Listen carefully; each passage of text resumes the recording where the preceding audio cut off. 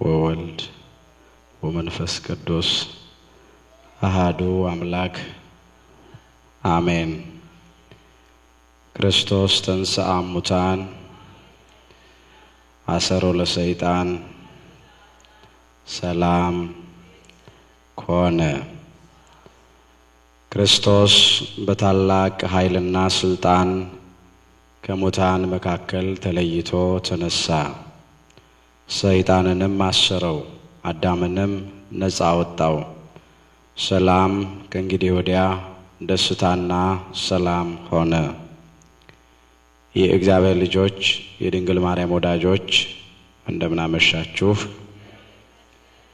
በቸርነቱ ሳይገባን የኃጢአታችንን ብዛትና የሰውነታችንን ክፋት ተመልክቶ ሳያጠፋን እድሜ ለንስሐ ሰጥቶ ዳግም በቅድስናው ስፍራ ሰብስቦ ስሙን እንድንጠራ ቃሉን እንድንሰማ የፈቀደልን የአባቶቻችን የቅዱሳን አምላክ የሰራዊት ጌታ እግዚአብሔር ስለማይነገረው ስጦታው ክብርና ምስጋና ይግባው።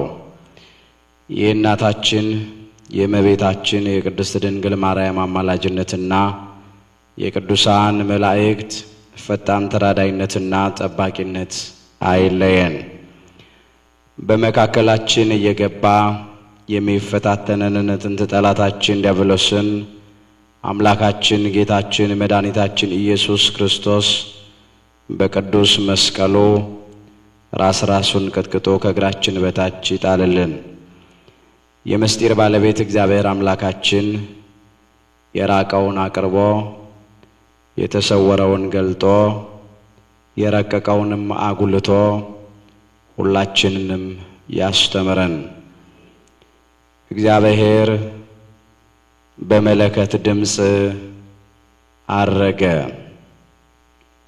ባለፈው ጊዜ አምላካችን እግዚአብሔር እንደረዳን መጠን ስንማርበት የቆየነው የትምህርታችን ርዕስ ይህ ነበረ። ይህንን ኃይለ ቃል የተመለከትነው በዳዊት መዝሙር 46 ቁጥር 5 ላይ ነው። አባታችን ክቡር ዳዊት ለአምላካችን ለእግዚአብሔር ክብር በገናውን እየደረደረ መሰንቆውን እየመታ በሚዘምርበት ዘመን ይህንን ቃል ተናግሮታል ነው ያልነው። ቅዱስ ዳዊት ይህንን ቃል በመዝሙሩ የተናገረው ገና አምላካችን ጌታችን መድኃኒታችን ኢየሱስ ክርስቶስ ከእመቤታችን ከቅድስት ድንግል ማርያም ከመወለዱ ከ1000 ዘመን አስቀድሞ ነው። ወደፊት ሊሆን ያለውን ነገር እግዚአብሔር ገልጦለት የራቀውን አቅርቦለት የረቀቀውን አጉልቶለት ከመሆኑ በፊት እንደሆነ አድርጎ ተናግሮታል።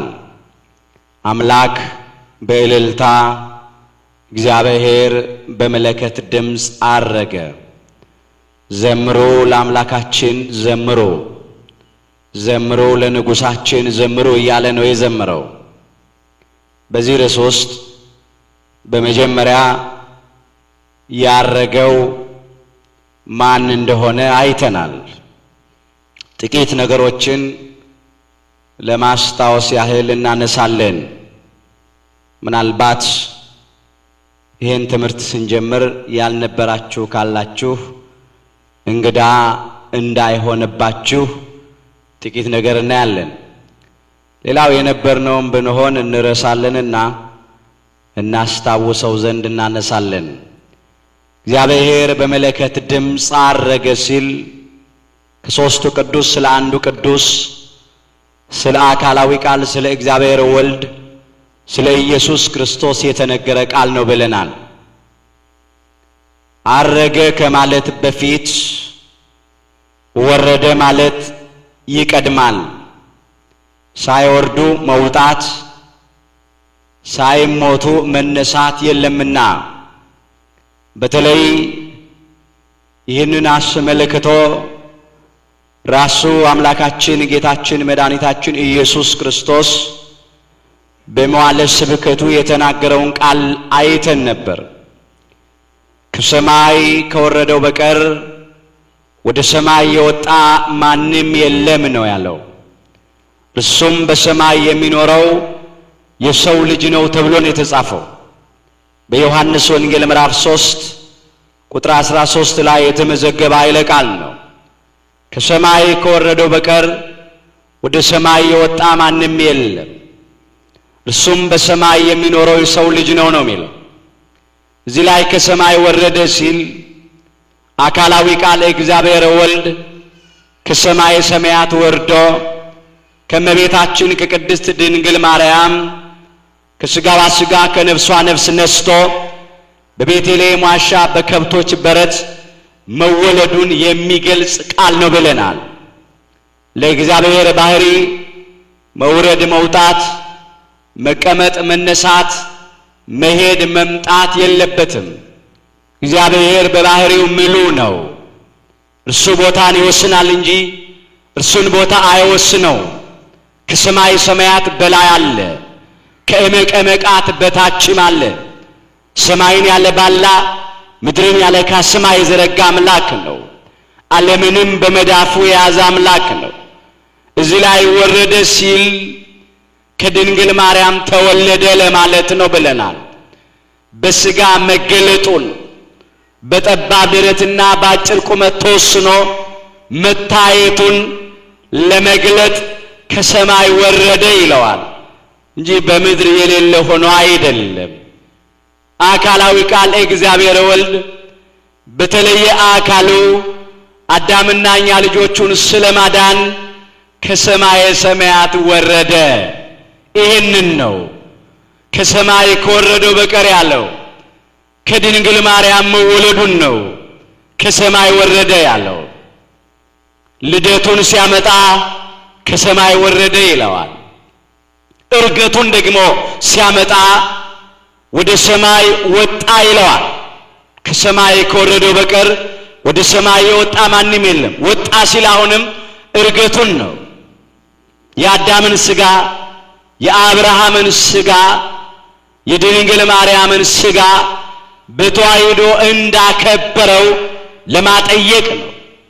ወጣ ሲል ደግሞ በሰማይ የሌለ ሆኖ አይደለም፣ ወይም ከስልጣኑ ከዙፋኑ ለቆ እንደገና ስልጣኑን የተቆናጠጠ ንጉሥ ሆኖ አይደለም። ከድንግል ማርያምም ተወልዶ በሥጋ ሲገለጥ ከባሕሪ አባቱ ከእግዚአብሔር አብና ከባሕሪ ሕይወቱ ከእግዚአብሔር መንፈስ ቅዱስ ጋር በአንድነት ይመሰገን ነበር፣ ይወደስ ነበር። በመላእክት አንደበት ምስጋና ይቀርብለት ነበር፣ ይመለክ ነበር።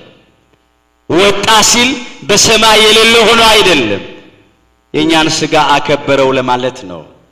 ከሰማይ ከወረደው በቀር ወደ ሰማይ የወጣ ማንም የለም። አንድ አካል አንድ ባህሪ ነው። ስግው ቃል ነው። ሰው የሆነ አምላክ ነው።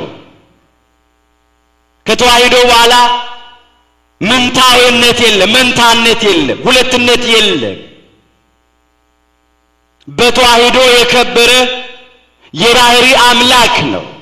ይሄን ለማጠየቅ ነው ከሰማይ ከወረደው በቀር ወደ ሰማይ የወጣ ማንም የለም፣ እርሱም በሰማይ የሚኖረው የሰው ልጅ ነው ተብሎ የተነገረለት ኢየሱስ ክርስቶስ የሰው ልጅ ይባላል። በድኅረ ዓለም ከ5500 ዘመን በኋላ አዳምና እኛ ልጆቹን ስለማዳን ያለ አባት ከእናት ብቻ ከመቤታችን ከቅድስት ድንግል ማርያም ከሥጋዋ ሥጋ ከነፍሷ ነፍስ ነስቶ ስለተወለደ ቃል ሥጋ ስለሆነ አምላክ ሰው ስለሆነ ለድንግል ማርያም ተቀዳሚ ተከታይ የሌለው አንድያ ልጇ ነው፣ የበኩር ልጇ ነው። የሰው ልጅ ስለተባለ ግን ፍጡር ነው ማለት አይደለም። እሱ የባህሪ አምላክ ነው። እሱ የባህሪ ፈጣሪ ነው። የሰው ልጅ እያለ ራሱን በብዙ ስፍራ ጌታችን ተናግሯል። ስለ ራሱ ነው። የእግዚአብሔር ልጅም ይባላል ወልደ አብ። ይህ ደግሞ ቅድመ ዓለም ሳይፈጠር ዘመን ሳይቆጠር ከዘላለም ማለት ከእግዚአብሔር አብ ያለ እናት ስለተወለደ ለአብም ተቀዳሚ ተከታይ የሌለው አንድያ ልጁ ስለሆነ የባህሪ ልጁ ስለሆነ የበኩር ልጁ ስለሆነ የእግዚአብሔር ልጅ ተብሎ ይጠራል። በባህሪ የሚተካከለው ልጁ ነው። ከብርሃን የተገኘ ብርሃን ነው። ከእውነተኛ አምላክ የተገኘ እውነተኛ አምላክ ነው። ወልደ አብ ወልደ ማርያም ነው። እሱም አምላካችን ጌታችን መድኃኒታችን ኢየሱስ ክርስቶስ ነው። ይሄ ነው ከሰማይ የወረደው በቤተልሔም ዋሻ በከብቶች በረት የተወለደው። ይሄ ነው ወደ ሰማይ የወጣው በክብር ያረገው ለማለት ነው። እግዚአብሔር በመለከት ድምጽ አረገ። እግዚአብሔር ወልድ ነውና ቅዱስ ዳዊት እግዚአብሔር በመለከት ድምጽ አረገ አለው። አምላክ በእልልታ አለ። በእልፍ አእላፋት ወትእልፊት አእላፋት ቅዱሳን መላእክት አንደበት እየተመሰገነ እግዚአብሔር ወልድ ኢየሱስ ክርስቶስ በክብር አረገ፣ በስልጣኑ አረገ። ቅዱስ ሉቃስም የሐዋርያትን ሥራ በጻፈበት መጽሐፉ እንደዚህ አድርጎ ስለዚህ ነገር እንደገለጠ የሐዋርያት ሥራ ምዕራፍ 1 ከቁጥር 9 ጀምሮ ማየት ይቻላል። ይህንም ከተናገረ በኋላ ይላል ኢየሱስ ክርስቶስን ለደቀ መዛሙርቱ የተናገረውን ቃል እናንተ ግን ከላይ ኃይል እስክትለብሱ ድረስ በኢየሩሳሌም ከተማ ቆዩ አላቸው። ከኢየሩሳሌም እንዳይወጡ አዘዛቸው። አባቴ የሰጠውን ተስፋ እኔ እልክላቸዋለሁ አላቸው። እስከ ቢታንያ ድረስ አወጣቸው። በቆሙ እስከ ቢታንያ አወጣቸው። የበለጠ ማዕረግና ጸጋ ሰጣቸው። እጆቹንም አንስቶ ባረካቸው ይላል። ከፍ ከፍ አደረጋቸው። እየባረካቸው ወደ ሰማይ መውጣት ጀመረ። ይህንም ከተናገረ በኋላ ነው የሚለው እነርሱ ያዩት ከፍ ከፍ አለ። እነርሱ ያዩት ከፍ ከፍ አለ። ያረገው በተዋሂዶ የከበረው አምላክ ኢየሱስ ክርስቶስ ነውና ስጋውን በመቃብር እንደ ልብስ አላወለቀውምና ስጋው መፍረስን መበስበስን አላየምና ከነስጋው እነርሱ ያዩት ከፍ ከፍ አለ። ከነስጋው ሞትን ድል አድርጎ ባይነሳ ኖሮ ምኑን ያዩታል? ያዩት ከነስጋው ሞትን ድል አድርጎ ስለተነሳ ነው። በክብር ሲያርግ ከፍ ከፍ ሲል አዩት፣ በዓይናቸው ተከተሉት። ደመናም ከዓይናቸው ሰውራ ተቀበለችው። ለጊዜው በቁሙ ደመና ሰወረችው ነው ያለው። ደመና ውስጥ ገባ። ግን ደመና በቁሙ ደመና ብቻ አይደለም፣ ደመና የባህሪ ክብሩም ነው። በባህሪ ክብሩ ተሰወረ፣ ከእይታ ራቀ። መራቅ ብቻ አይደለም፣ ረቀቀባቸው። ህዋውን ብቻ አይደለም፣ ሰማይን ብቻ አይደለም፣ ሰማያትን አልፎ ወጣ ነው ያልነው። በምስራቅ በኩል ወደ ሰማየ ሰማያት ለወጣ ለእግዚአብሔር ዘምሩ ነው የሚለው። አስተውሉ ይሄን ቃል በመዝሙር 67 ቁጥር 33 ላይ ቅዱስ ዳዊት የተናገረው ቃል ነው። በምስራቅ በኩል ከደብረ ዘይት ወደ ሰማየ ሰማያት ለወጣ ለእግዚአብሔር ዘምሩ ነው የሚለው። እግዚአብሔር በመለከት ድምጽ አረገ ስንል ኢየሱስ ክርስቶስ ያረገው ወደ ሰማየ ሰማያት ነው። ደመናም ከዓይናቸው ሰውራ ተቀበለችው፣ እረቀቀባቸው። የት ደረሰ ብለው ማወቅ እስኪሳናቸው ድረስ ማለት ነው። የርቀት ብቻ አይደለም፣ የርህቀት ተሰወረባቸው። ደመናም ከዓይናቸው ሰውራ ተቀበለችው። እርሱም ሲሄድ ወደ ሰማይ ትኩር ብለው ሲመለከቱ ሳሉ ነጫጭ ልብስ የለበሱ ሁለት ሰዎች በዚያ ቆመው ነበር ነው የሚለው። እነዚያ ሁለት ሰዎች አይደሉም፣ በሰው መልክ ስለተገለጡ ነው። ብርሃናውያኑ እሳታውያኑ ሰማያውያኑ ቅዱሳን መላእክት ናቸው። በሰው መልክ ስለተገለጡ ሰዎች አላቸው። ነጫጭ ልብስ ለብሰው አለ ክብራቸው ነው ጸጋቸው ነው ብርሃናውያን ናቸው። ነጫጭ ልብስ ለብሰው አለ ሌላው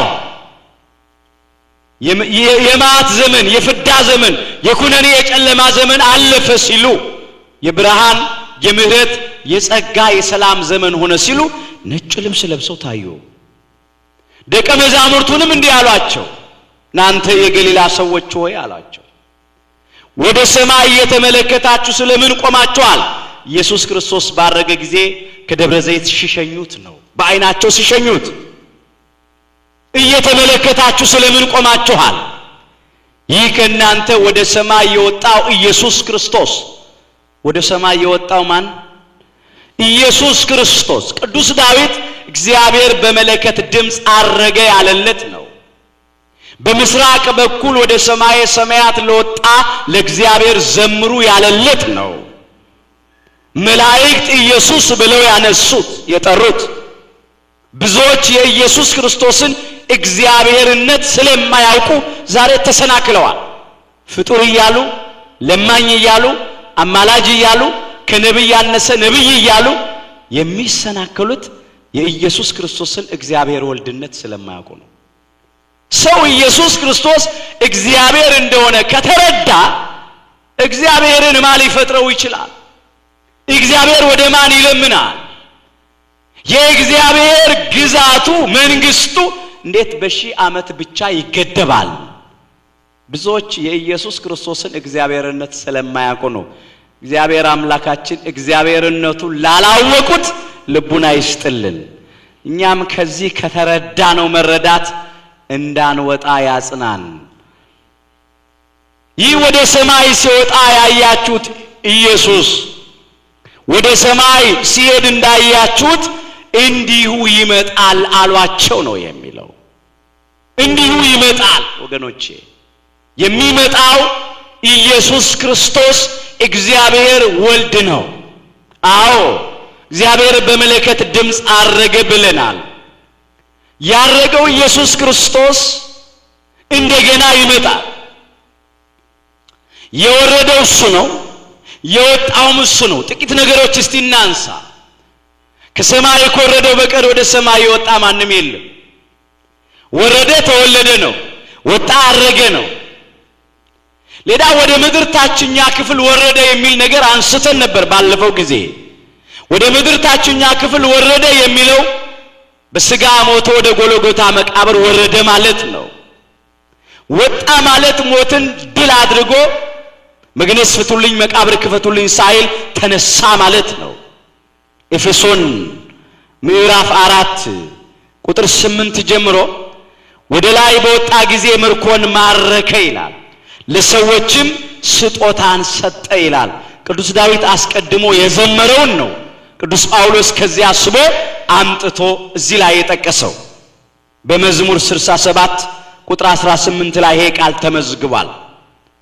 ወደ ሰማይ አረክ ይለዋል፣ ምርኮንም ማረክ፣ ለሰዎችም ስጦታን ሰጠ እያለ ቅዱስ ዳዊት የዘመረውን ቅዱስ ጳውሎስ አመጣና ወደ ላይ በወጣ ጊዜ ምርኮን ማረከ፣ ለሰዎችም ስጦታን ሰጠ አለ። ወደ ምድር ታችኛ ክፍል ወረደ ማለት ካልሆነ ይወጣ ማለትስ ምን ማለት ነው አለ። አዎ ወደ ምድር ታችኛ ክፍል ወረደ ሲል ወደ ጎልጎታ መቃብር በስጋ ሞቶ ወረደ ማለት ነው። ወጣ ማለት ደግሞ ሞትን ድል አድርጎ ተነሳ ማለት ነው። ያው ነው። አንድ አካል አንድ ባህሪ ኢየሱስ ክርስቶስ ነው። ስግው ቃል ነው። እንደገና ወደ ምድር ታችኛ ክፍል ወረደ ማለት በአካለ ነፍስ ወደ ሲኦል ወረደ ማለት ነው። ወደ ሲኦል ወደ መቀመቃት ወረደ ማለት ነው። ወጣ ማለት ደግሞ ከሲኦል ነፍሳትን ማርኮ ወጣ፣ ነፍሳትን ነፃ ወጣ ማለት ነው። ከሲኦል ከባርነት ቤት ከዲያብሎስ አገዛዝ ነፃ ወጣ ማለት ነው። በአካለ ነፍስ ወደ ሲኦል የወረደው ነፍሳትንም ከሲኦል ነፃ ያወጣው ያው ኢየሱስ ክርስቶስ ነው። ወደ ምድር ታችኛ ክፍል ወረደ ማለት ካልሆነ ይወጣ ማለትስ ምን ማለት ነው ያለው ለዚህ ነው። ይህ የወረደው አለ ሁሉን ይሞላ ዘንድ ከሰማያት ሁሉ በላይ የወጣው ደግሞ ያው ነው ይላል። ይሁቴንካ ይህ የወረደው ሁሉን ይሞላ ዘንድ ከሰማያት ሁሉ በላይ የወጣው ደግሞ ያው ነው። በምስራቅ በኩል ወደ ሰማይ ሰማያት ለወጣው ለእግዚአብሔር ዘምሩ አለ ቅዱስ ዳዊት።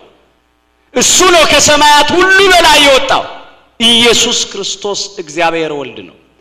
ይህ ወደ ሰማይ የወጣው ኢየሱስ ክርስቶስ ያረገው ኢየሱስ ክርስቶስ እንደገና ይመጣል። መላእክት እንዳሉ ይመጣል።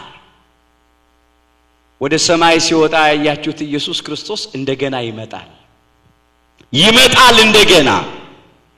ነቢያት እንደዚህ ብለዋል። ነብየ እግዚአብሔር ቅዱስ ዘካርያስ ትንቢት በሚናገርበት ዘመን እንዲህ አለ። ዘካርያስ 14 ቁጥር 5 ላይ ተመልከቱ። አምላኬ እግዚአብሔርም አለ። አምላኬ ማን አለ? እግዚአብሔርም ከቅዱሳኑ ሁሉ ጋር ይመጣል አለ። ከማን ጋር ይመጣል? ከቅዱሳኑ ሁሉ ጋር ይመጣል። ከቅዱሳን መላእክት ጋር፣ ከጻድቃን ከሰማዕታት ጋር ይመጣል። አምላኬ እግዚአብሔርም ከቅዱሳኑ ሁሉ ጋር ይመጣል። ዘካርያስ 14 ቁጥር 5። ይሄንን ቅዱስ ጳውሎስ ስለ ኢየሱስ ክርስቶስ አምጥቶ ይናገረዋል። ለምን? የሚመጣው ኢየሱስ ክርስቶስ አምላካችን እግዚአብሔር ስለሆነ። ለተሰሎንቄ ክርስቲያኖች በጻፈው መልእክቱ ላይ ነው ቅዱስ ጳውሎስ እንደዚህ አድርጎ የሚያመጣው። አንደኛ ተሰሎንቄ ምዕራፍ 3 ቁጥር 12 ጀምሮ ተመልከቱ። ጌታችንም ኢየሱስ ክርስቶስ ይላል። ይሁቴንካ ጌታችንም ኢየሱስ ክርስቶስ ከቅዱሳኑ ሁሉ ጋር ሲመጣ ይላል። ከማን ጋር ሲመጣ? ከቅዱሳኑ ሁሉ ጋር። ጌታችንም ኢየሱስ ክርስቶስ። አሁን ነብዩ ቅዱስ ዘካርያስና ሐዋርያው ቅዱስ ጳውሎስ የተናገሩትን ቃል እናነጻጽረው። መንፈሳዊውን ነገር ከመንፈሳዊው ነገር ጋር እናስተያይና የኢየሱስ ክርስቶስን እግዚአብሔርነት በግልጽ ቃል እንረዳ። ቅዱስ ጳውሎስ እንደዚህ ነው የሚለው። እባካችሁ አስተውሉ። ዛሬ ሰዎች መንፈሳዊውን ነገር ከመንፈሳዊው ነገር ጋር ስለማያስተያዩ በሰው ጥበብ፣ በሰው መረዳት፣ በስጋውያንና በደማውያን ዕውቀት ተሰናክለው ጠፍተዋል። አንደኛ ቆሮንቶስ ምዕራፍ 2 ቁጥር 13 ላይ ቅዱስ ጳውሎስ እንደዚህ አለ። መንፈሳዊውን ነገር አለ ከመንፈሳዊው ነገር ጋር አስተያይተን አለ። ይሁቴንካ መንፈሳዊውን ነገር ከመንፈሳዊው ነገር ጋር አስተያይተን አለ። መንፈስ በሚያስተምረን አለ። ማን በሚያስተምረን? መንፈስ ያለው ቅዱሱን መንፈስ ነው። የእግዚአብሔርን መንፈስ ነው። መንፈስ ቅዱስን ነው። የጽድቅን መንፈስ፣ እውነተኛውን መንፈስ ነው። መንፈስ በሚያስተምረን ቃልን እንናገራለን እንጂ የሰው ጥበብ በሚያስተምረን ቃል አይደለም አለ። ሰዎች ዛሬ የሚሰናከሉት፣ የሚጠራጠሩት፣ የሚክዱት በተለይ በኢየሱስ ክርስቶስ ላይ የማይገባ ቃል የሚናገሩት የአምልኮት መልክ ያላቸው ስሙን እየጠሩ መጽሐፍ ቅዱስ እየጠቀሱ ኃይሉን የሚክዱት መንፈሳዊውን ነገር ከመንፈሳዊው ነገር ጋር ስለማያስተያዩ ነው። የነቢያት መንፈስ ከሐዋርያት መንፈስ ጋር አይጣላም። በአንድ መንፈስ ቅዱስ እየተመሩ ነው የተናገሩት። ለዚህ ነው ነብዩ ዘካርያስ አምላኬ እግዚአብሔር ከቅዱሳኑ ሁሉ ጋር ይመጣል ያለውን ሐዋርያው ቅዱስ ጳውሎስ ጌታችንም ኢየሱስ ክርስቶስ ከቅዱሳኑ ሁሉ ጋር ሲመጣ ነው። ለዚህ ነው ኢየሱስ ክርስቶስ እግዚአብሔር ነው የምንለው። አናፍርበትም እግዚአብሔር ነው ስንል። ለዚህ ነው እግዚአብሔርን የፈጠረው የለም፣ እሱ ፈጣሪ ነው። እግዚአብሔር ተለማኝ ነው፣ ለማኝ አይደለም። እግዚአብሔር ተማላጅ ነው አማላጅ አይደለም እግዚአብሔር የነቢያት ፈጣሪ ነው ከነቢያት አንዱ የሆነ ከነቢይ የሚያንስ አይደለም እግዚአብሔር የዘላለም ንጉስ ነው ግዛቱ በሺህ ዘመን የሚገደብ አይደለም የምንለው እግዚአብሔር በዚች በንጽሕት በርትዕት በኢትዮጵያ ኦርቶዶክሳዊት ሃይማኖት እንድንኖር ስለረዳን ስለማይነገረው ስጦታው ክብርና ምስጋና ይግባው እባካችሁ የቆምንበትን ቦታ እናስተውለው ዛሬ ብዙዎች ይሄን ያቆም ቅዱስ ጳውሎስ ጌታችን ኢየሱስ ክርስቶስ ከቅዱሳን ሁሉ ጋር ሲመጣ ያለው ነብዩ ዘካርያስ አምላኬ እግዚአብሔር ከቅዱሳን ሁሉ ጋር ይመጣል ኢየሱስ ክርስቶስ እግዚአብሔር ስለሆነ ነው መላእክትም ያሉት ይሄንን ነው ይወደ ሰማይ ሲወጣ አያችሁት ኢየሱስ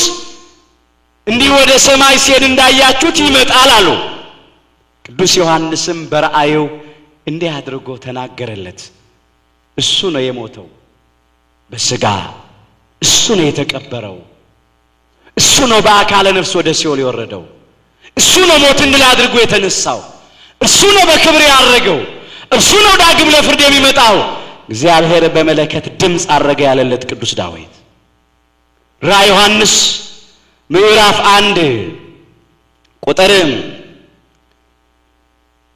7 ጀምሮ እንመልከት እነሆ ከደመና ጋር ይመጣል ደመና ካይናቸው ሰውራ ተቀበለችው ከደመና ጋር ይመጣል ደመና አለ የባህሪ ክብሩን ሲገልጥ ነው ከደመና ጋር ይመጣል በባህሪ ክብር ይመጣል በግርማ መለኮት ይመጣል ደመና አለ በክብበ ትስብእት ይመጣል በስጋ ማርያም ይመጣል ከደመና ጋር ይመጣል አይንም ሁሉ የወጉትም ያዩታል ጎኑ እንደተወጋ ሆኖ ይመጣል እጆቹ እግሮቹ እንደተቸነከሩ ሆኖ ይመጣል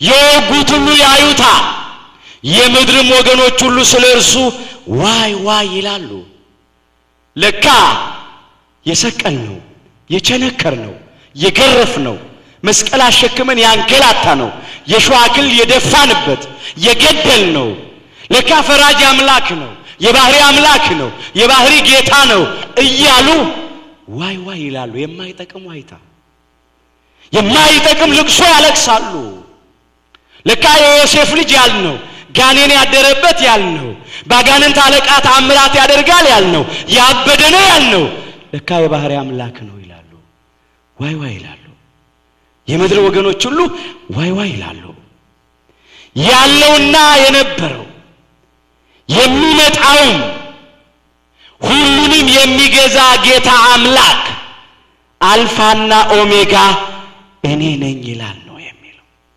እሱ ነው የሚመጣው ይሄ ለባህሪ አምላክ ለእግዚአብሔር ብቻ የሚነገር ቃል ነው ያለና የነበረ ለዘላለም የሚኖር ተብሎ የሚነገረው ለባህሪ አምላክ አልፋና ኦሜጋ ፊተኛውና ኋለኛው መጀመሪያውና መጨረሻው ተብሎ የሚነገር ለባህሪ አምላክ ብቻ ነው በግሪኩ የመጀመሪያው ፊደል አልፋ ነው የመጨረሻው ፊደል ደግሞ ኦሜጋ ነው ልክ ለኛ ለኢትዮጵያውያኑ ሀ የመጀመሪያ ፊደል እንደሆነ ተ ደግሞ የመጨረሻ ፊደል እንደሆነ ማለት ነው ወይም በእንግሊዙ ኤ የመጀመሪያው ነው ዜድ የመጨረሻው አልፋና ኦሜጋ ሲል ከሃ በፊት ምንም እንደሌለ ሁሉ ከሱ በፊት ምንም የለም ማለት እሱ ነው መጀመሪያው እሱ ነው መጀመሪያ የሌለው መጀመሪያ ራሱ መጀመሪያው ነው እሱ ነው መጨረሻም የሌለው መጨረሻ ዓለምን አሳልፎ ያለ ህልፈት ለዘላለም የሚኖር እሱ ነው አልፋና ኦሜጋ እኔ ነኝ አለ ይህ አምላክ ነው ያረገው ይህ አምላክ ነው የሚመጣው እንግዲህ ከተረዳን ወገኖቼ የሱ ማረግ ለኛ ያለው ጥቅም ምንድነው ለምንድነው ያረገው ምን ሊያደርግ አረገ እርገቱ ምንድነው የሚያመለክተው ከእርገቱኛ ምንድነው የምንማረው ይሄን ማየት ይገባናል የሱ እርገት የኛን እርገት ያመለክታል። አዎ በእውነት እሱ ያረገው የኛን እርገት ሊያስረዳ ነው። የኛን እርገት ሊያስረዳ ነው። ስፍራ ያዘጋጅልን ዘንድ ነው። እንዲህ ብሎ አላህ ስፍራ አዘጋጅላችሁ ዘንድ እሄዳለሁ ነው ያለው። አስተውሉ። የዮሐንስ ወንጌል ምዕራፍ 14 ቁጥር 2 ጀምሮ እንደዚህ ይላል። በአባቴ ቤት ብዙ መኖሪያ አለ አለ። በአባቴ ቤት ብዙ መኖሪያ አለ። በመንግስተ ሰማያት ማለት ነው። በመንግስተ ሰማያት ብዙ መኖሪያ አለ። እንዲህስ ባይሆን ባልኳችሁ ነበር። ስፍራ አዘጋጅላችሁ ዘንድ እሄዳለሁና አለ። ምን አዘጋጅላችሁ ዘንድ? ስፍራ አዘጋጅላችሁ ዘንድ። የሱ እርገት ለኛ ስፍራ ለማዘጋጀት ነው። ስፍራ አዘጋጅላችሁ ዘንድ እሄዳለሁ። ሰማያዊ ስፍራ፣ ዘላለማዊ ስፍራ፣ በሰው አይን ያልታየች፣ በሰው ልብ ያልታሰበች፣ በሰው ጆሮ ያልተሰማች ስፍራ ስፍራ አዘጋጅላችሁ ዘንድ እሄዳለሁና ሄጄም ስፍራ ባዘጋጅላችሁ በሰማይ እኮ እኔ ባለሁበት እናንተ ደግሞ እንድትሆኑ። ማን ባለበት? እኔ ባለሁበት አለ። እርሱ ባለበት። እሱ በየት ነው የሚኖረው? በሰማይ ነው የሚኖረው። በሰማይ ተቀመጠ እኮ ነው የሚለው። እስቲ ጥቂት ነገር እናንሳ ስለዚህ ወገኖቼ። አዎ ክለሳውን ጨርሰናል። ወደ ዋናው ነገር ገብተናል። አንዳንዶቻችሁ እጃችሁን አፋችሁ ላይ ጭናችሁ ስላየዋችሁ ነው። የመደነቅ ነው ወይስ ባለፈው እና አላነሳንም? ማስተዋሻ ያዙ። ስፍራ አዘጋጅላችሁ ዘንድ እኔ እሄዳለሁ። እኔ ስፍራ ባዘጋጅላችሁ እኔ ባለውበት እናንተ ደግሞ እንድትሆኑ አለ።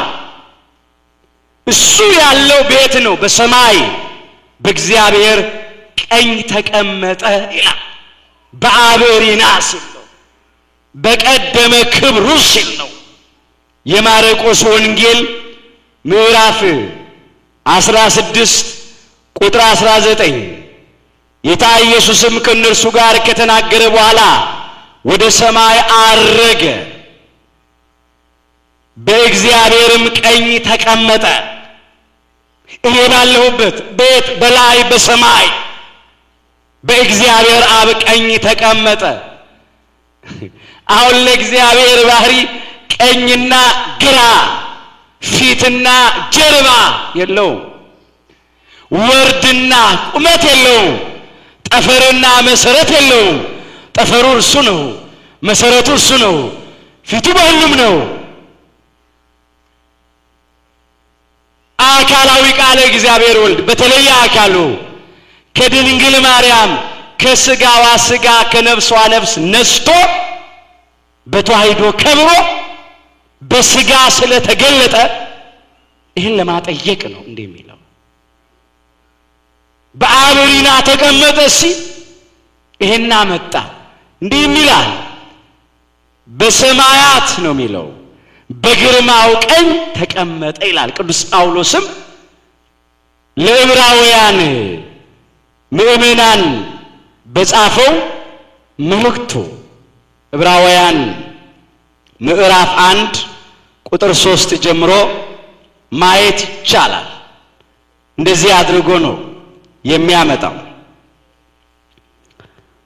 እርሱም ይላል ሁሉን በስልጣኑ ቃል እየደገፈ ኃጢአታችንን በራሱ ካነጻ በኋላ ስጋውን ቆርሶ ደሙን አፍስሶ ኃጢአታችንን በራሱ ካነጻ በኋላ በደሙ ፈሳሽነት ከኃጢአታችን ካጠበን በኋላ ማለት ነው በሰማያት በግርባው ቀኝ ተቀመጠ። በሰማያት በግርማው ቀኝ ተቀመጠ። ይህንን ነው የሚያመጣው። እኔ ባለሁበት እናንተ እንድትሆኑ ማለቱ ነው። በሰማይ ነው የተቀመጠው፣ በሰማይ ነው ያለው። እንዲህም ብሎ ያመጣል። ዕብራውያን ምዕራፍ 8 ቁጥር 1 ላይ መመልከት ይቻላል። ከተናገረውም ዋና ነገሩ ይህ ነው ይላል። ከተናገረውም ዋና ነገሩ ይህ ነው ይላል። ዋና ነገሩ ይህ ነው። ምንድነው ዋናው ነገር? በሰማያት በግርማው ዙፋን ቀኝ የተቀመጠ ይውቴንጋ እንዲህ ያለ ሊቀ ካህናት አለን ይላል።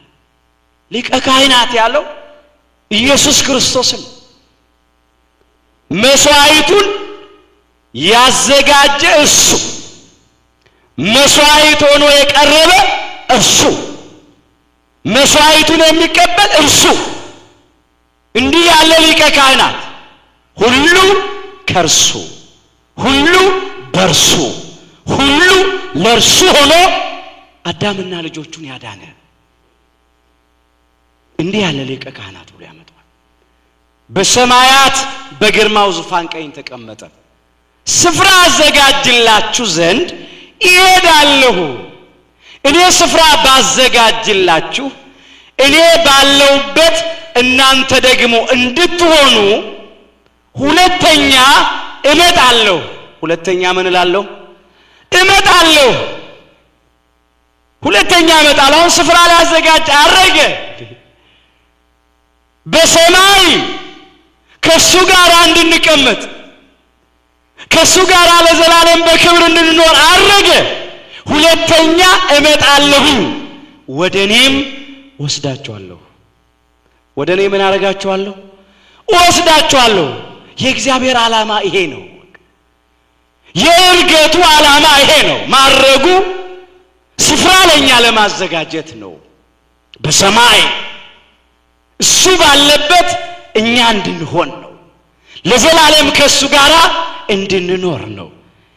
ይሄንን በሌላ ቃል ቅዱስ ጳውሎስ እንደዚህ ብሎ ያመጣዋል። ከሱ ጋር በሰማይ ተቀመጥን ይላል። ምን ማለት ይሆን? እባካችሁ አስተውሉ። ምን ማለት ይሆን? ለኤፌሶን ክርስቲያኖች በጻፈው መልእክቱ ኤፌሶን ምዕራፍ 2 ቁጥር 6 ጀምሮ ተመልከቱ። በሚመጡ ዘመናትም ይላል፣ በሚመጡ ዘመናትም በኢየሱስ ክርስቶስ ለኛ ባለው ቸርነት ከሁሉ የሚበልጠውን የጸጋውን ባለጠግነት ያሳይ ዘንድ ከእርሱ ጋር አስነሳን ይላል። ከእርሱ ጋር ምን አለን? አስነሳን። የእርሱ ትንሣኤ የእኛን ትንሣኤ ያስረዳል። ለትንሣኤያችን በኩር ለመሆን ተነሳ። የክርስቶስ ትንሣኤ የእኛን ትንሣኤ ነው የሚያስረዳው። ትንሣኤው ብቻ አይደለም፣ የክርስቶስ እርገትም የእኛን እርገት ነው የሚያስረዳው። የእኛን እርገት ሊያስረዳ እሱ አረገ። ለዚህ ነው ከክርስቶስ ጋር አስነሳን አለና በኢየሱስ ክርስቶስም አለ በሰማያዊ ስፍራ አለ። በምን ስፍራ? በሰማያዊ ስፍራ። እዩት ይሄን ቃል። በሰማያዊ ስፍራ ከእርሱ ጋር አስቀመጠን። ከእርሱ ጋር ምን አደረገን?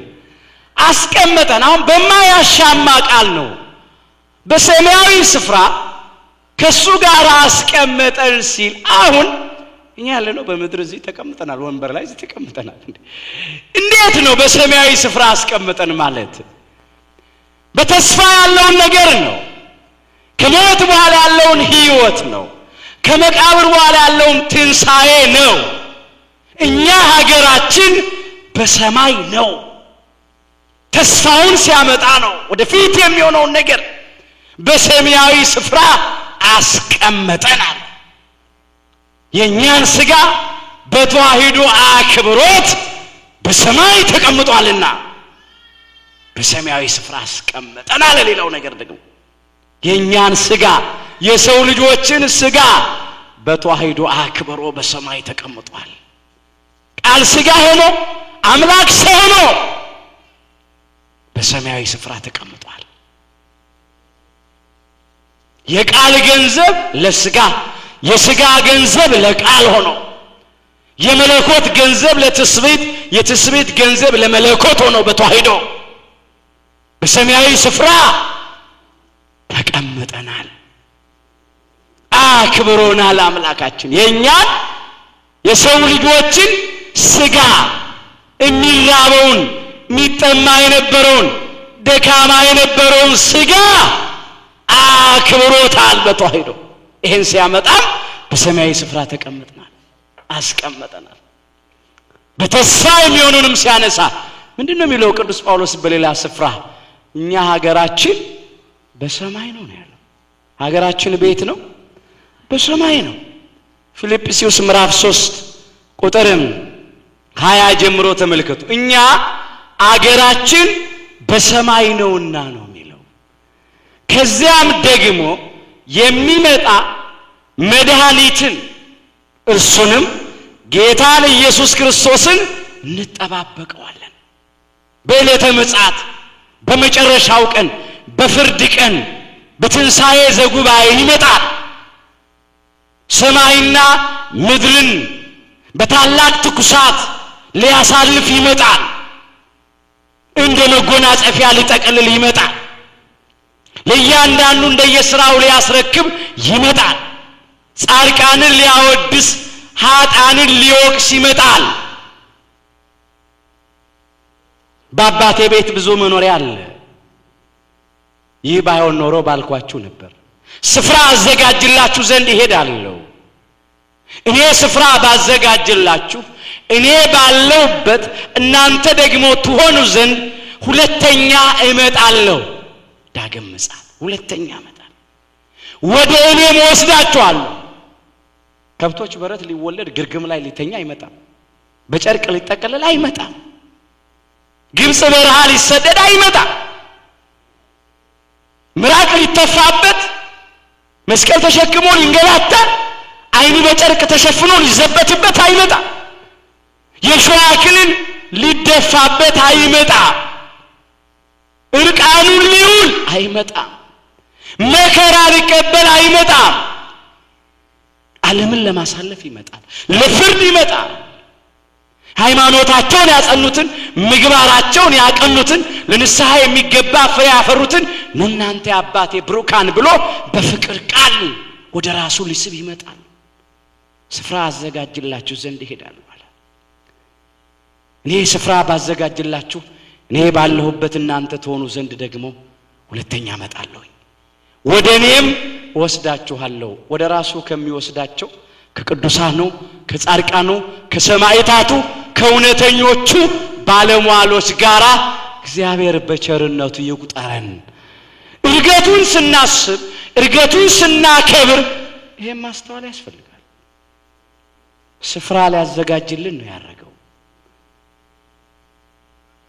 ወደ ራሱ ሊወስደን ያረገው። እሱ ሲመጣ ሁሉን እንኳን ለራሱ ሊያስገዛ እንደሚችልበት አሰራር ነው የሚለው። ክቡር ሥጋውን እንዲመስል የተዋረደውን ሥጋችንን ይለውጠዋል አለ። ይሄ ሚራብ ሚጠማ ሚደክም ሰውነት ይለወጣል። ማይራብ ማይጠማ ማይደክም ማያንቀላፋ ማይሞት ማይፈርስ ማይበሰብስ ሆኖ ይለወጣል። ይሄ ፍጥረታዊ አካል መንፈሳዊ አካል ይሆናል። እንደ መላእክት እግዚአብሔርን ቅዱስ ቅዱስ ቅዱስ እያልን የምናመሰግን ሆናለን። ምግባችን ምስጋናችን ሆኖ ምስጋናችን ምግባችን ሆኖ ከመላእክቱ ጋር ለመኖር እግዚአብሔር በቸርነቱ ሁላችንን ለዚያ ክብር ያብቃን። የሱ እርገት የሚያመለክተው ይሄንን ነው ወገኖቼ። በእውነት አዎ እርገቱ የኛ እርገት ነው። የአምላካችን እርገት የእግዚአብሔር ወልድ እርገት የጻድቃንን እርገት ያስገነዝባል። እግዚአብሔር ወልድ የጻድቃንን እርገት ያስገነዝብ ዘንድ አረገ ነው ያሉት ሊቃውንቱ። እውነት ነው። የእውነተኞቹን እርገት የክርስቲያኖቹን እርገት እንደ ቅዱስ ጳውሎስ ያሉትን ሀገራችን በሰማይ ነው ብለው በእውነት ደፍረው መናገር የሚችሉትን ሁሉ አይደለም ሀገሩ በሰማይ የሆነ ሃይማኖቱን ያጸና ነው ምግባሩን ያቀና ነው ለንስሐ የሚገባ ፍሬ ያፈራ ነው ድል የነሳ ነው ድል የነሳ ጠላት ዲያብሎስን ድል የነሳ ኃጢአትን ድል ያደረገ በጽድቅ የጨለማን ሥራ ድል ያደረገ ራሱን ያሸነፈ ስጋውን ያሸነፈ ራሱን የገዛ ራሱን ያሸነፈን ሰው ማንንም አያሸንፈው ራሱን የገዛን ሰው ማንንም አይገዛው በውስጡ ጦርነት ራሱን የገዛና ያሸነፈ ሰው ወገኖቼ በውጩ ጦርነት አይሸነፍም ትልቁ ችግራችን ዛሬ በውስጡ ጦርነት ስለተሸነፍን ነው ራሳችንን መግዛት ስላቃተን ሰው የሚያሸንፈን ጠላት ዲያብሎስ በሰዎች ላይ ያደረ የሚያሸንፈን ሚጠፋ ብር ሚፈነግል ወንበር ሚሻግት እንጀራ ሚቀርብ ምድራዊ ክብር የሚያሸንፈን ውስጣችንን ስላላሸነፍነው ነው ግን ከኔ ጋር ይቀመጣል ያለው አምላካችን ድል የነሳው ነው ሀገሩ በሰማይ የሚሆን ድል የነሳ ነው ከሱ ጋር አብሮ የሚያርግ ድል የነሳ ነው እንደዚህ ተብሎ ነው የተጻፈው ዮሐንስ በራእዩ ይሄንን ነገር ይገልጠዋል ራእይ ዮሐንስ ምዕራፍ 3 ቁጥር 21 እንደዚህ ነው የሚለው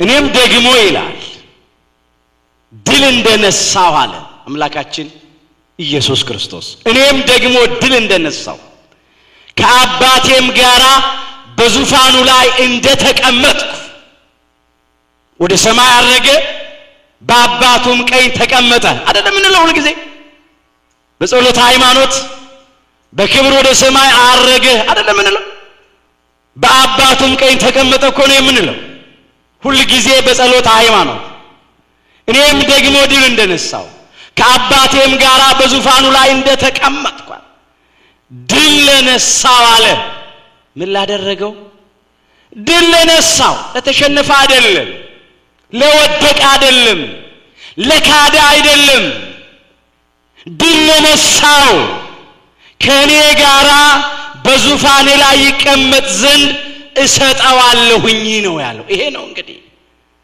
ድል ለነሳው አሸናፊዎች ድል አድራጊዎች ናቸው ከሱ ጋራ አብረው የሚቀመጡት አብረው የሚከብሩት በሰው እጅ ባልተሰራው የክብር ዙፋን ላይ የሚቀመጡት በሰው እጅ ያልተዘጋጀውን የሕይወት አክሊል የብርሃን አክሊል የሚቀዳጁት በሰው እጅ ያልተሰራውን የብርሃን መጎናጸፊያ የሚጎናጸፉት ድል የነሱት ናቸው እግዚአብሔር ከድል ነሺዎቹ ጋራ ሁላችንንም ይቁጠረን እግዚአብሔር በመለከት ድምጽ አረገ አው ያረገው ለዚህ ነው ስፍራ ያዘጋጅልን ዘንድ አረገ በሰማያዊ ስፍራ ለዘላለም ያስቀምጠን ዘንድ አረገ የኛን እርገት ሊያስረዳ አረገ አሁን እናረጋኛ እርግጥ ነው በስጋ ማረግ ለተሰጣቸው ነው እንደነ ሄኖክ እንደነ ኤልያስ ለተሰጣቸው ነው ከዚህ ከሚቆሙት አንዳንድ ሞትን የማይቀምሱ አሉ ብሎ ጌታችን ለተናገረላቸው ነው ካልተሰጠ በስጋ ማረግ የለም አሁን እስቲ የልቡና እርገት እናረግ እስቲ ልባችን ወደ ሰማይ ይመሰጥ እስቲ እርገትን ስናከብር እርገትን ስናስብ ኢየሱስ ክርስቶስ አረገ ስንል አሁን የኛ ልብ አብሮ ማረግ አለበት ደቀ መዛሙርቱ ደብረ ዘይት ክርስቶስን ተከትለው ሲሸኙት በአይናቸው ወደ ሰማይ ይመለከቱ ልባቸውም አብሮ ተመሰጠ ህሊናቸው ተሰቀለ ወደ ሰማይ አብረው አረጉ ሐሳባቸው ሁሉ ሰማያዊ ሆነ በቃ ዘላለማዊ ሆነ ባልጠነከሩበት ጊዜ ባልበሰሉበት ጊዜ እንደ ሰውኛው በምድር ስላለው ነገር ነበር የሚጨነቁት በምድር ሊሾሙ ሊሸለሙ ይፈልጉ ነበር በስልጣን ጉዳይ እርስ በርሳቸው ይጣሉ ነበር። እኔ በልጥ እያሉ ስላልጠነከሩ ነው። አንዳችን በቀኝ አንዳችን በግራ ይሉ ነበር ስላልጠነከሩ። እሞታለሁ ሲል አትሙት ይሉት ነበር። ሞቶ የሚቀር ስለመሰላቸው ትንሳኤውን ስላላስተዋሉ ከሞተማ ማን አለን የኛ ነገር ምን ሊሆን ነው ይያሉ ማለት እሱ ለሰማያዊ ነገር እንደመጣ አልተረዱምና ከሞት በኋላ ሕይወት ከመቃብር በኋላ ትንሳኤ ያለው አምላክ እንደሆነ አላወቁም። ሞትን የሚያሸንፍ ሕይወት መቃብርን ድል የሚያደርግ ትንሳኤ እንደሆነ አልተረዱምና እንዴት ትሞታለህ ብለው ታግለዋል። አሁን ግን ሲገባቸው ከትንሳኤ በኋላ ሞትን ድል አድርጎ እንደተነሳ ሲያዩት ደስ አላቸው። በክብር ደግሞ ሲያርግ ሲያዩት ደስ አላቸው። ለካኛ ሀገራችን በሰማይ ነው አሉ። ለካኛ ሀገራችን በዚህ በሚያልፈው በሚጠፋው በሚቀረው ምድር አይደለም አሉ። ልባቸው ተመሰጠ። ስለዚህ ስለ ሰማያዊ ነገር መስራት ጀመሩ። አሁን የኛም ልብ አብሮ መመሰጥ አለበት። የሸኙት ደቀ መዛሙርቱ ልባቸው አብሮ አርጓልና ህሊናቸው ተመስጧልና እባካችሁ ህሊናችን ይመሰጥ። እንዲህ ነው ያለው ቅዱስ ጳውሎስ ለቆላሲስ ምእመናን በጻፈው መልእክቱ ቆላሲስ ምዕራፍ 3 ቁጥር 1 ጀምሮ እንደዚህ ይላል። እንግዲህ ይላል ከክርስቶስ ጋራ ከተነሳችሁ ይላል። ከክርስቶስ ጋራ ምን ካላችሁ ከተነሳችሁ። አሁን እዚህ ጋር የትንሳኤውን ነገር አብረን እንመልከተው። የክርስቶስ ትንሳኤ የኛን ትንሳኤ ያስረዳል ብለናል። አዎ የኛን ትንሳኤ ያስረዳል። እኛ ክርስቲያኖች የተነሳንበት ሌላ ምስጢር አለ። ደግሞ ከዚህ ጋር በምስጢረ ጥምቀት ከእርሱ ጋር አብረን ተቀብረን ከእርሱ ጋር አብረን ተነስተናል። ጥምቀተ ባህሩ የጎልጎታ መቃብር ምሳሌ ነው። ጥምቀተ ባህር የጎልጎታ መቃብር ምሳሌ ነው። በጥምቀተ ባህር ውስጥ 3 ጊዜ ብቅ ጥልቅ እንላለን ስንጠመቅ። ወንዶቹ በ40 ቀን ሴቶቹ በ80 ቀን በተጠመቅን ጊዜ 3 ጊዜ ብቅ ጥልቅ ማለታችን አምላካችን ኢየሱስ ክርስቶስ በጎልጎታ መቃብር 3 ቀንና 3 ሌሊት ስላደረ ነው። ያንን ነው የምናጠይቀው። ከጥምቀተ ባህሩ ተጠምቀን ስንወጣ ክርስቶስ ሞትን ድል አድርጎ የመነሳቱን ነገር ነው የሚያስረዳው። ከሱ ጋር አብረን ተነስተናል ማለት በጥምቀት እንደዚህ ነው። ይሄን ቅዱስ ጳውሎስ በግልጽ ቃል ያመጣዋል። ቆላሲስ ምዕራፍ 2 ቁጥር 12 በጥምቀትም ከእርሱ ጋር ተቀብራችሁ ይላል። በጥምቀት ከእርሱ ጋር ምን ሆናችኋል? ተቀብራችሁ። ባካችሁ በጥምቀት ከእርሱ ጋር ተቀብራችሁ አለ። አዎ ጥምቀተ ባህር የጎልጎታ መቃብር ምሳሌ ነው ያለው። ይሄንን ይዘን ከእርሱ ጋር ተቀብራችሁ አለ። በጥምቀትም ደግሞ ሞትን ድል አድርጎ በተነሳ አምላክ በማመናችሁ ይሄ ነው ነገሩ። ከክርስቶስ ጋር ተነሳችሁ። ከእርሱ ጋር ምን ሆናችሁ? ተነሳችሁ። ሞትን ድል አድርጎ በተነሳ አምላክ አሰራር በማመናችሁ ከእርሱ ጋር ተነሳችሁ። ይሄ ነው ትንሳኤ። ከክርስቶስ ጋር ከተነሳችሁ ማለት እንደዚህ ነው። ተነስተናል። አዎ ተነስተናል። ተነስተናል ስንል ለኃጢአት ሞተን ለጽድቅ ሕያው ሆነን እንድንኖር ተነስተናል። እንመለስ እዚያው ከክርስቶስ ጋር ከተነሳችሁ ማለት ይሄ ነው። ሳይሞቱ ትንሳኤ የለም መቼስ፣ ሳይቀበሩ መነሳት የለም።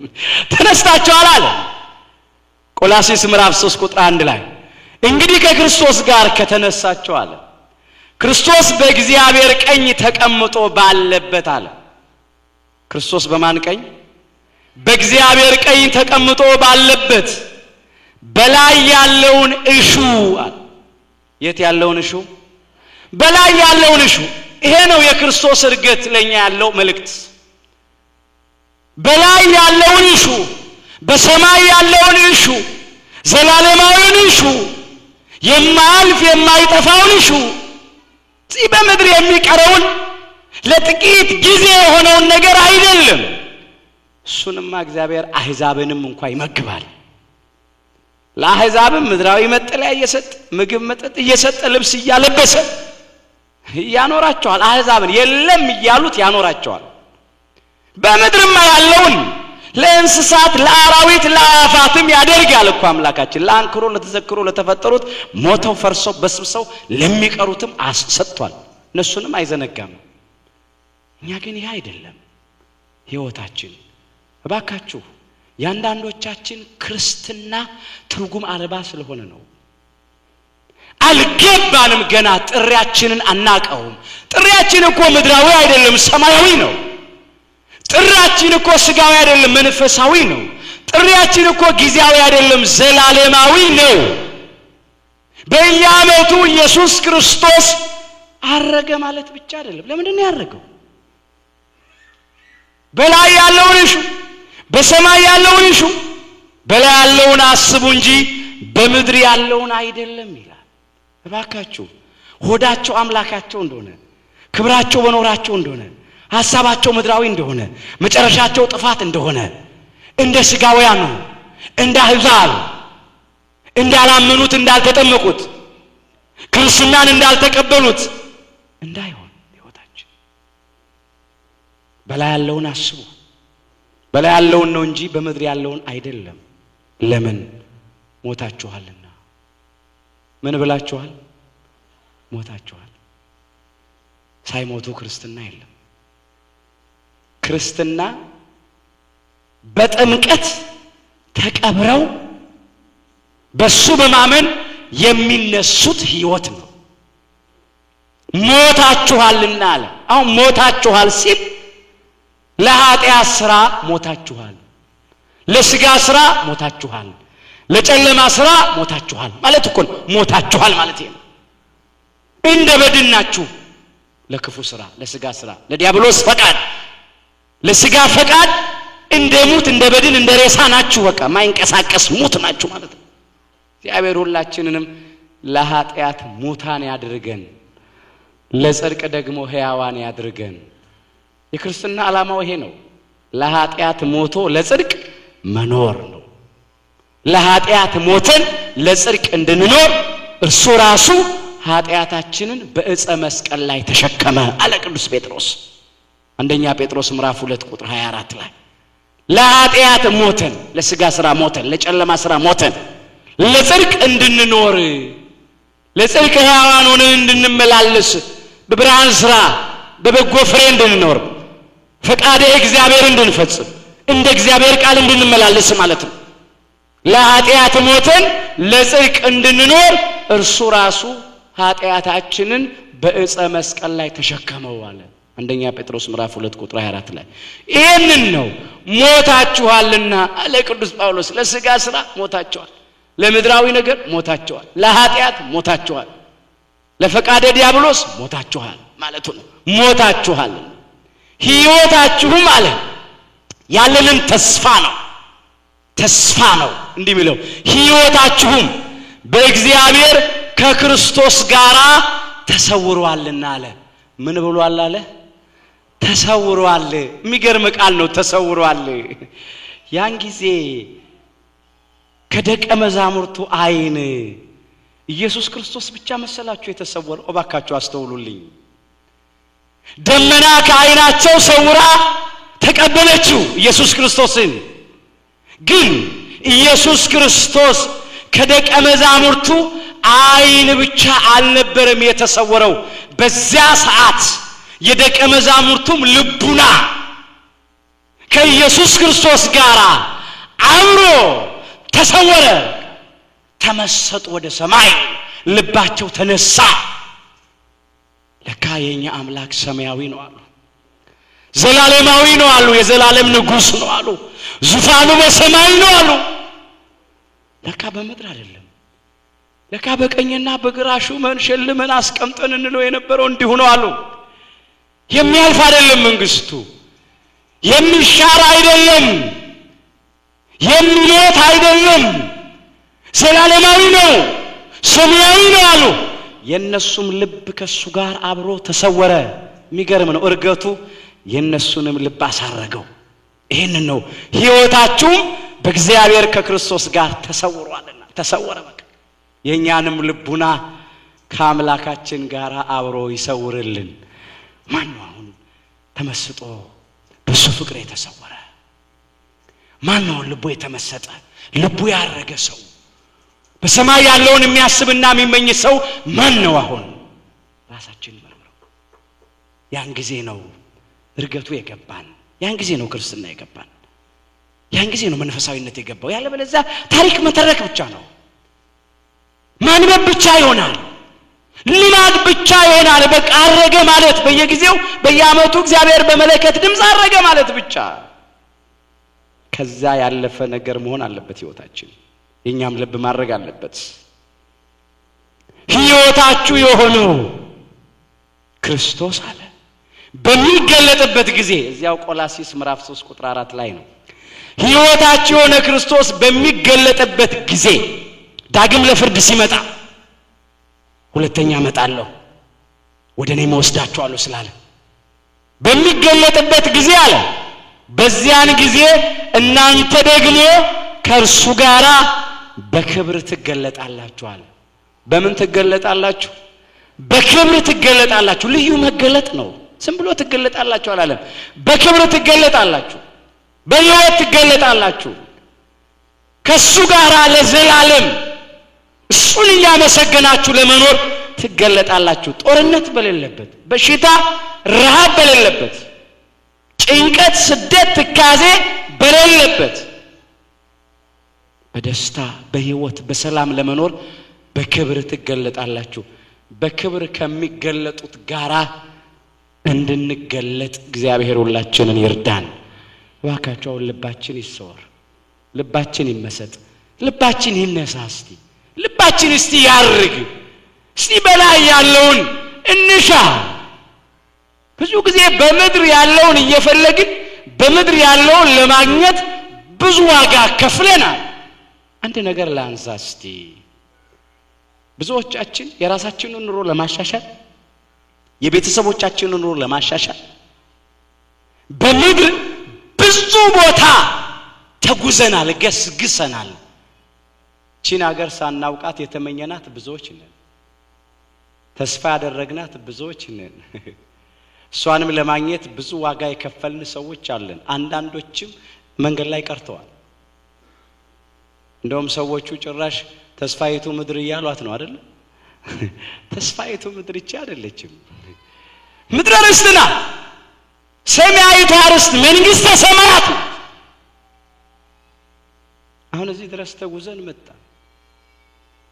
ምናልባት አሁን በመድር ባለው ነገር ብዙዎቻችን አሁንም ገና ያልተመለሰ ጥያቄ አለ አሁንም ገና ያልተፈታ እንቆቅልሽ አለ ገና አሁንም ያልተዘጋ ክፍተት አለ ብዙ ነገር አለ በሕይወታችን ውስጥ በመድር ያለው ነገር ሁሉ ጊዜ ጎዶሎ ነው የትም ብንሄድ አይሞላም ወገኖች እንዳይመስለን አሁን በላይ ያለውን መሻት ነው ዘላለማዊ ነገር መሻት ነው ከእግዚአብሔር ጋር ለመኖር መሻት ነው እሱ ደግሞ የሚገኘው አሁን ልባችን ሲያርግ ነው በልቡ ይላል የላይኛውን መንገድ የሚያስብ ሰው መስጉን ነው ይላል የትኛውን መንገድ የላይኛውን መንገድ የሚያስብ ሰው መስጉን ነው እስቲ ዋጋ እንክፈል እንመን እስቲ ያምላካችንን ውለታ ያያስብን እስቲ ለሱ ክብር እንኖር እንደ ፈቃዱ እንመላለስ እስቲ የእግዚአብሔር ፍቅር የሁላችንን ልቡና ይግዛልን ዋካችሁ ፍቅር ልቤን ያሸንፈው እንበለው ዛሬ ችግራችን ያንዳንዶቻችን ልቡና በሌላ ነገር ፍቅር ተሸንፏል በሚጠፋ ብር ፍቅር በሚፈነግል ወንበር ፍቅር በተቃራኒ ጾታ ፍቅር በስጋ ለባሽ ሰዎች ፍቅር በተለያየ ነገር ፍቅር ተሸንፏል ሰው ደግሞ በሚወደው ነገር ይሸነፋል የሚወደውን ማሳዘን አይፈልግም ስለሚወደው ሲል ብዙ ነገር ይከፍላል አሁን የኛ ልብ መሸነፍ ያለበት እስከ መስቀል ሞት ድረስ ለወደደን ለአምላካችን ነው እስከ መቃብር ድረስ ለወደደን ለአምላካችን ነው ያም ለራሳችን ስንል ነው። ምን ይሆን እኛን ያሸነፈን? ለምን ይሆን ዋጋ የከፈልነው? ለምን ይሆን ጊዜያችን የምናጠፋው? ሁላችን በቅርብም ሆነን በሩቅም ሆነን ይሄንን ቃል የምንሰማ ሁሉ ለምንድነው ዋጋ እየከፈልን ያለነው? ለሞተልን ለአምላካችን ነው ወይስ ለማይጠቅሙን ለማያድኑን ለከንቱ ነገሮች ለኃጢአት ሰርተነው ከጨረስነው በኋላ ረፍት የሚነሳ ሰላም የሚነሳ እንቅልፍ የሚነሳ የሚያስጨንቀን የሚያውከን ማንንም ሳያሳድደን እንድንሸሽ የሚያደርገን ኮሽ ባለ ቁጥር የምንደነግጥ አለን ብዙዎች? ትርፍ የለውማ ኃጢአት ክፉ ስራ ትርፍ የለውም ጥቅም የለውም። እስቲ ይሄ ነው ብለን እናቀርበው ከማፈር ከመሸማቀቅ ራስን ከመጸየፍና ከመጥላት በቀር ከህይወት ይልቅ ሞት ይሻለኛል ከማለት በቀር ሌላ ምን አለ? ብዙዎች እኮ የሚጨነቁት በክፉ ስራ ነው። በጎ ስራ ስንሰራ ደግሞ ረፍት ነው፣ ደስታ ነው፣ ሰላም ነው። በእውነት አሁንም እግዚአብሔር አምላካችን በጎን የምንሰራበት ፈቃዱን የምንፈጽምበትን ኃይል ለሁላችን ይስጠን። ልባችን ሲመሰጥ እግዚአብሔር ኃይሉን ይሰጣል ወገኖች። ልባችን ግን መመሰጥ አለበት፣ መነጠቅ አለበት በተስፋ። ዓለም የማታልፍ እየመሰለች ብዙዎቻችንን ታጓጓናለች። አንዳንዶቻችንን በምድር የምናያቸው ነገሮች ምጽአትን አስረስተውናል። ከሞት በኋላ ያለውን ህይወት ከመቃብር በኋላ ያለውን ትንሳኤ አስረስተውናል። ልክ ሀገራችን በምድር የሚመስለን ሰዎች አለን። በፍጹም እኛ ግን ሀገራችን በሰማይ ነው። እርገቱ የሚያስረዳን ይሄንን ነው። መዝሙር 83 ቁጥር 5 ላይ ነው እንደዚህ ብሎ ቅዱስ ዳዊት የዘመረው። አቤቱ አለ እርዳታው ካንተ ዘንድ ይሆነለታል። እግዚአብሔር ሁላችንን ይርዳን። እርዳታው ካንተ ዘንድ ይሆነለት። በልቡ የላይኛውን መንገድ የሚያስብ ሰው ምስጉን ነው። በልቡ የላይኛውን መንገድ የሚያስብ ሰው ንዑድ ክቡር ብፁዕ ነው። እስቲ የላይኛውን መንገድ እናስብ። ስለ ምድሩማ ብዙ ተጨነቅን፣ ብዙ ወጣን፣ ብዙ ወረድን፣ ብዙ ለፋን፣ ብዙ ደከም። እግዚአብሔር ከሌለበት ደግሞ አይሞላም። ያለ እግዚአብሔር ሮጠን አንቀድምም፣ ታግለንም አንጥልም፣ ጀምረንም አንጨርስም። ያለኔ ምንም ልታደርጉ አትችሉም ብሏል። ምንም ማድረግ አይቻልም። ሁሉ በሱ ነው። እግዚአብሔር በመለከት ድምጽ አረገ። አው የኛም ልብ አብሮ ማረግ አለበት። ሁሉ ጊዜ ህሊናችሁ በላይ ክርስቶስ ባለበት ይሁን። ልባችሁም በሰማይ ኑር። የቆማችሁበትን ወቁ። የጽድቅን ቃል ስሙ። መልካም ዜና ወንጌልን አድምጡ። በቅዳሴ እግዚ ሁሉ ጊዜ እንሰማዋለን። ሁሉ ጊዜ ቅዳሴ እግዚ በተቀደሰበት ጊዜ ሁሉ ህሊናችሁ በላይ ክርስቶስ ባለበት ይሁን። ዜማውን ስለለመድነው ብቻ አይደለም፣ ቅዳሴውን ስለለመድነው ብቻ አይደለም መሆን ያለበት። ህሊናችን በላይ ክርስቶስ ባለበት በተመስጦ መሄድ አለበት። ልባችሁ በላይ ክርስቶስ ባለበት ይሁን። የሁላችንን ልብ እሱ ባለበት ያድርግልን። ልባችሁም በሰማይ ይኑር። ልባችንን በሰማይ ያኑርልን። በእውነት የቆማችሁበትን ቦታ ወቁ ነው። የሰማይ ደጅ ናት። የእግዚአብሔር ደጅ ናት። የጸጋው ግምጃ ቤት ናት። በዚህ ቆመን ልባችን ክርስቶስ ባለበት በሰማይ ሊሆን ያስፈልገዋል። ያን ጊዜ ልባችን ከተመሰጠ በእውነት ከሱ ጋር ደግሞ ለዘላለም እንድንኖር እግዚአብሔር በቸርነቱ ይረዳናል። የሱ ዓላማ ይሄ ነው። እኛ በራሳችን ላይ ካልጨከንን በስተቀር እግዚአብሔር በእኛ ላይ አይጨክንምና። እንደዚህ ብሎ ነው አምላካችን በመዋዕለ ስብከቱ የተናገረው። የሚያገለግለኝ ቢኖር ይከተለኝ አለ። የዮሐንስ ወንጌል ምዕራፍ 12 ቁጥር 26 ላይ የተመዘገበ ኃይለ ቃል ነው። የሚያገለግለኝ ቢኖር ይከተለኛል። ምን ያድርገኝ? ይከተለኝ። በእግረ ሥጋ ብቻ አይደለም። ለጊዜው በእግረ ሥጋ ነው ደቀ መዛሙርቱ ሁሉን ትተው ተከተሉት። የሚያገለግለኝ ቢኖር ይከተለኝ። ፍጻሜው ግን በእግረ ልቡና ነው። በእግረ ልቡና በህይወት ነው፣ በኑሮ ነው። እሱን መከተል፣ ፍለጋውን መከተል፣ እሱን በፍቅር መከተል፣ በትዕግስት በትህትና መከተል፣ ለተራበ በማጉረስ ለታረዘ በማልበስ ለተጠማ በማጠጣት መከተል፣ ለክርስቶስ ወንጌል እንደሚገባ በመኖር መከተል። የሚያገለግለኝ ቢኖር ይከተለኝ ነው ያለው። በእውነት እየተከተልነው ነው ወይ ነው? ጣዖት እያመለኩ እሱን መከተል የለም። ጠጥተው እየሰከሩ ዳንኪራ እየረገጡ እያመነዘሩ በሲጋራና በጫት ሱስ በአሽሽ እየተመላለሱ እሱን መከተል የለም። የሚያገለግለኝ ቢኖር ይከተለኝ በህይወት ነው። እግዚአብሔር ከልብ በህይወት እንድንከተለው ይርዳን። የሚያገለግለኝ ቢኖር ይከተለኝ፣ እኔም ባለሁበት አለ አገልጋዬ ደግሞ በዚያ ይሆናል አለ። አያችሁ፣ እኔም ባለሁበት አገልጋዬ ደግሞ በዚያ ይሆናል። እሱ ሞትን ድል አድርጎ ተነስቶ በክብር ወደ ሰማየ ሰማያት ወጥቷል፣ አርጓል። የሚያገለግለኝ አለ እኔ ባለሁበት ደግሞ እሱ ይሆናል። ዓላማው ይሄ ነው። የክርስትና ዓላማው ይሄ ነው። በቃ የመጨረሻው ይሄ ነው። ሰባኪውም ዘማሪውም ሁሉም ሩጫችን ለዚህ ነው፣ ሌላ ነገር የለም። ተስፋ የምናደርገውን ርስት ለመውረስ ነው። እግዚአብሔር አሁንም በቸርነቱ ሁላችንን ለመንግስቱ ክብር ያብቃን። የሁላችንንም ልቡና ከሱ ጋራ ወደ ሰማይ እንዲያርግ እንዲመሰጥ እንዲወጣ ያድርግልን። በልቡ እኮ የላይኛውን መንገድ የሚያስብ ሰው ሆደ ሰፊ ነው እኮ፣ ታጋሽ እኮ ነው። ጠላት እየወገረው ደሙ እየፈሰሰ ከቀዳሜ ሰማዕት ከዲያቆን እስጢፋኖስ ጋራ ጌታ ሆይ ይህን ኃጢአት አትቁጠርባቸው ይላል።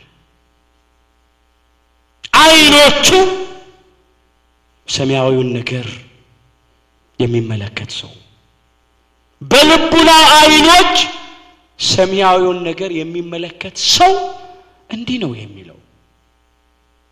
እኛ ገና ምድሩን ስጋዊውን ጠፊውን አላፊውን ምናምኑን ስለምናስብ ነው ከንቱ የሆነ ሕይወት።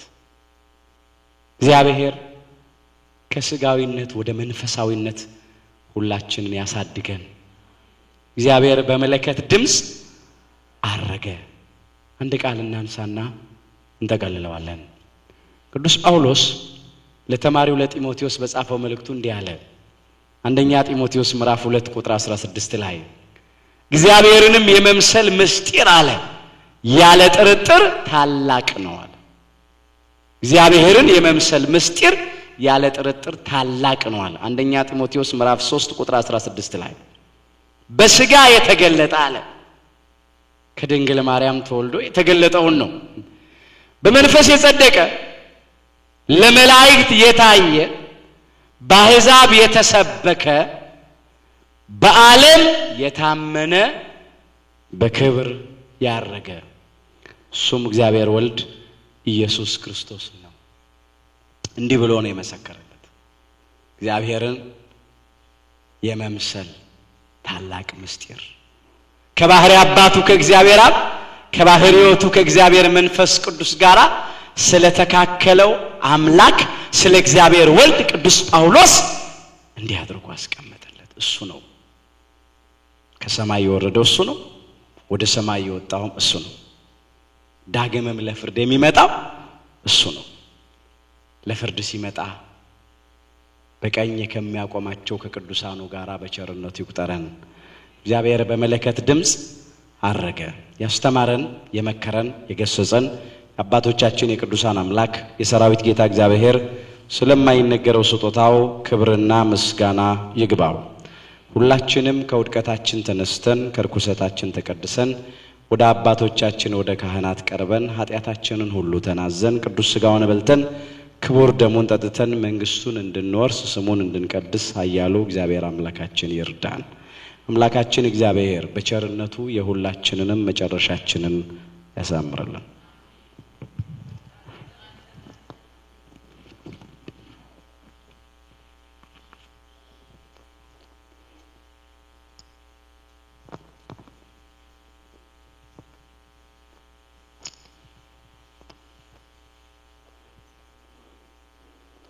ያስተማረን የመከረን የአባቶቻችን አምላክ እግዚአብሔር ስሙ የተመሰገነ ይሁን። ለመምህራችንም ቃለ ሕይወት ያሰማልን፣ ቃለ ሕይወት ያሰማልን፣ ቃለ ሕይወት ያሰማልን። አሜን። የአገልግሎት ዘመናቸውን እግዚአብሔር ይባርክልን። እኛም በሰማነው ቃል 30 60 ዓመቱ ያማረ ፍሬ አፍርተን የመንግስቱ ዜጎች እንድንሆን አምላክ ይርዳን። ስለ እመቤታችን ክብር አንድ መዝሙር እንዘምርና ፕሮግራማችንን እንፈጽማለን። እመቤቴ አምላክ እናት የሚለው መዝሙር ሁላችንም በህብረት እንዘምራለን ማለት ነው። እመቤቴ አምላክ እናት ላመስግንሽ ቀን ከሌሊት ለልጅሽም ክብር ውዳሴ ታቀርባለች ዘውትር ነፍሴ ታቀርባለች ዘውትር ነፍሴ። እመቤቴ አምላክ እናት ላመስግንሽ ቀን ከሌሊት ለልጅሽም ክብር ውዳሴ ታቀርባለች ዘውትር ነፍሴ ታቀርባለች ዘውትር ነፍሴ። ልቤ ተነሳሳ ተቀኘ ለክብርሽ በፍጹም ትሕትና ሊያመሰግንሽ። ጽዮን መጠጊያ ነሽ የአብርሃም ድንኳን የታጠረች ተክል እመብዙኃን። እመቤቴ አምላክ እናት ላመስግንሽ ቀን ከሌሊት ለልጅሽም ክብር ውዳሴ ታቀርባለች ዘውትር ነፍሴ ታቀርባለች ዘውትር ነፍሴ። የለመለመች መስክ አምላክ የመረጣት የጽላቱ ኪዳን ታቦቱ ድንግል ናት። የሰማይ የምድር ንግሥት ናትና ክብር ይገባታል ዘውትር ጠዋት ማታ።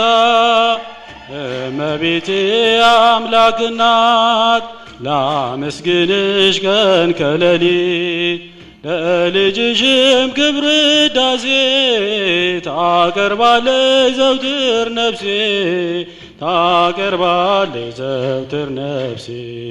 አደራሽን ማርያም የሁሉ እናት በምልጃሽ አስቢን ኋላ ስራቆት። ያንን የእሳት ባህር አሻግሪ ድንግል ሆይ እንዳልወድቅ እንዳልሞት ከቶ እንዳላይ ስቃይ። እመቤቴ አምላክ እናት ላመስግንሽ ቀን ከሌሊት ለልጅሽም ክብር ውዳሴ ታቀርባለች ዘውትር ነፍሴ ታቀርባለች ዘውትር ነፍሴ። እመቤቴ አምላክ እናት ላመስግንሽ ቀን ከሌሊት ለልጅሽም ክብር ውዳሴ ታቀርባለች ዘውትር ነፍሴ ታቀርባለች ዘውትር ነፍሴ።